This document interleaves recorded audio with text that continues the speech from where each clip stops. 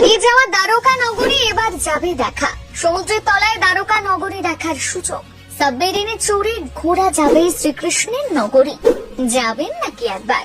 জানেন কোথা থেকে মিলবে এই সাবমেরিন? খরচ পড়বে ঠিক কত টাকা? এই ভিডিওতে রইল সমস্ত তথ্য। অপেক্ষার আর মাত্র কয়েকটা দিন, তারপরেই সাবমেরিনে চড়ে পৌঁছে যাওয়া যাবে শ্রীকৃষ্ণের তৈরি দ্বারকা নগরীতে। চলতি বছরে দীপাবলি অথবা জন্মাষ্টমীর দিন থেকে চালু হয়ে যাবে সাবমেরিন। একবার দুই নয়, আজ থেকে প্রায় 20 বছর আগেকার ঘটনা। সমুদ্রের নিচে খোঁজ পাওয়া গিয়েছিল ভারতীয় নগর সভ্যতার। এত বছর আগে পৃথিবীতে নগর সভ্যতা মাথা উঁচু করে দাঁড়িয়েছিল, একথা ভাবা প্রায় অসম্ভব। তবে বাস্তবে কিন্তু ঘটেছে তেমনটাই।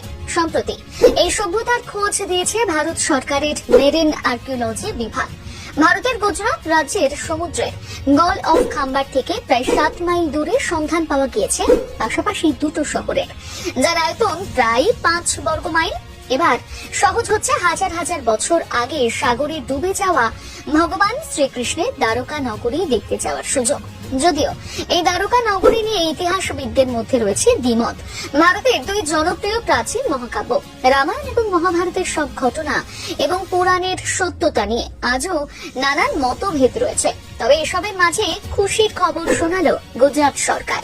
খুব শীঘ্রই চালু হচ্ছে সাবমেরিন, আর সেই সাবমেরিনে চড়ে পৌঁছে যাওয়া যাবে শ্রীকৃষ্ণের দ্বারকা নগরীতে। এই দেশীয় সাবমেরিনটি কেবলমাত্র গুজরাটের মজগাঁও ডক থেকে পরিচালিত হবে। দীপাবলি কিংবা জন্মাষ্টমীর দিন থেকে শুরু হয়ে যাবে সাবমেরিনে চলাচল। সাবমেরিনটি সমুদ্রের প্রায় 300 ফুট গভীরতায় নামবে। সমগ্র পথ অতিক্রম করে গন্তব্যে পৌঁছতে সময় লাগবে আনুমানিক 2 থেকে 2.5 ঘন্টা। এই সাবমেরিনে চড়তে গেলে খরচ করতে হবে মোটা অঙ্কের টাকা। যদিও সাধারণের কথা চিন্তা করে গুজরাট সরকার ভাড়া কমাতে পারে, এমনটাই মনে করছেন অনেকে। ইতিমধ্যে গুজরাট সরকার এবং কেন্দ্রীয় সরকারের মাঝগাঁও শিপইয়ার্ডের মধ্যে একটি মৌ স্বাক্ষর স্বাক্ষরিত হয়েছে। এই সাবমেরিনে রয়েছে একগুচ্ছ বৈশিষ্ট্য। 35 টন ওজনের সাবমেরিনটি শীততাপ নিয়ন্ত্রিত হবে। 30 জনের বসার জায়গা থাকছে প্রাথমিক চিকিৎসার নানান রকম সরঞ্জাম। 2 সারিতে বসতে পারবেন 24 জন যাত্রী। এছাড়াও থাকবেন 2 জন সাবমেরিয়ান, 2 জন ডুবুরি, 1 জন গাইড এবং 1 জন টেকনিশিয়ান। প্রত্যেকটা সিটের পাশে থাকবে জানলা। ফাইবার গ্লাসের সেই জানলা দিয়ে সমুদ্রের গভীরের সৌন্দর্য উপভোগ করার সুযোগ পাবেন পর্যটকেরা। 300 ফুট গভীরতায় সাবমেরিনের স্বচ্ছ জানলা দিয়ে অতল সমুদ্রকে পর্যবেক্ষণ করা সম্ভব হবে। যাত্রীদের অক্সিজেন মাস্ক, ফেস মাস্ক এবং স্কুবা ড্রেস সরবরাহ করা হবে।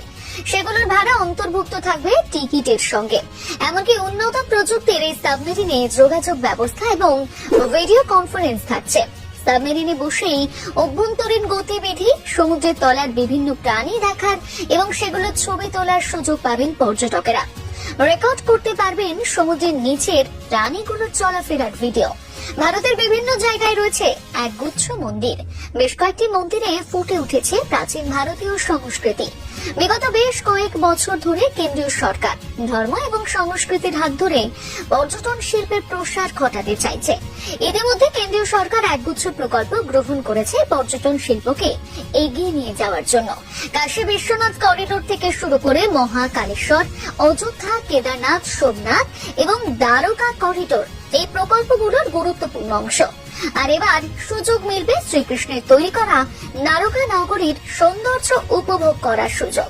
এখন কেবলমাত্র অপেক্ষা শুভ সূচনার। আপনিও সুযোগ পেলে একবার যাবেন নাকি কৃষ্ণের দ্বারকা নগরীতে?